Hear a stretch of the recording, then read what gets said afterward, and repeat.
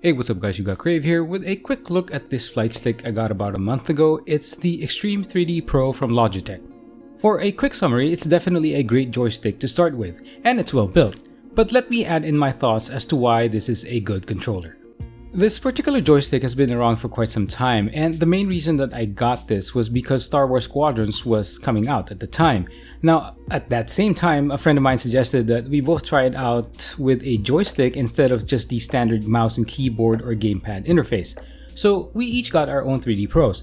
Before the release of Squadrons, I also tried it out with other titles like Everspace 2 and DCS, so those were pretty good with the 3D Pro. And my friend tried it out on Microsoft's Flight Sim, which he also had a good time with. So let's look at the product. It looks very plain from my point of view, but it has that clean look. Now, the colors are generally just a combination of black and very light gray with no lighting or RGB effects. Measurement-wise, the base is roughly 8 inches by 8 inches with a full height of just a little bit over 8 inches as well. It's really not a small controller. Now, by just simply looking at it straight on, it looks light and plasticky, but you'd be surprised at the amount of weight it has.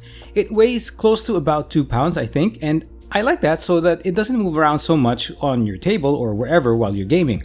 Now, to add, the underside of the base of the controller has feet that also reduces movement of the product if in case you get too excited while playing your games. In terms of the feel while you're using it, moving the stick around doesn't feel loose. You don't hear any squeaking sound except for the physical and somewhat muted sound when you twist the stick fully to your right or to your left, or you move it to its limit, so that's moving it forward and backwards and side to side.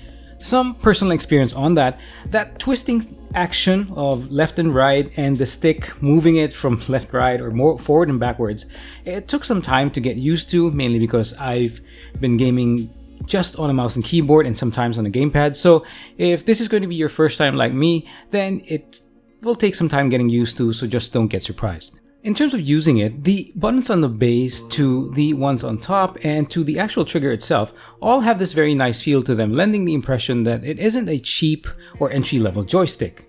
It also has this mini throttle which doesn't make any sound at all when being used, but there's enough feedback and resistance to let you know how far along you pushed it forward or backward, which translates very well into games like Squadrons and Everspace. So what's the actual feeling of using a joystick if you're not used to it?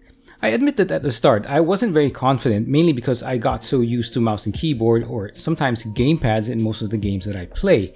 But as I kept at it, using a joystick eventually turned out to be a great experience. I think it just enhances the experience and you feel more connected to the games where you can apply the use of a joystick. My buddy and I started to think of what a full HOTAS setup would be like, or at least have the throttle separate from the actual flight stick.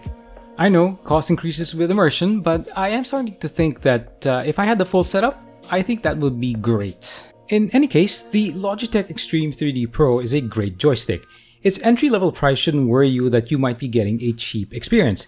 It's really a step up compared to the standard mouse keyboard or gamepad experience in applicable games. Unless having HOTAS experience is important to you, this flight stick is hard to beat for the price. Thanks for checking this out guys, and I'll talk to you soon.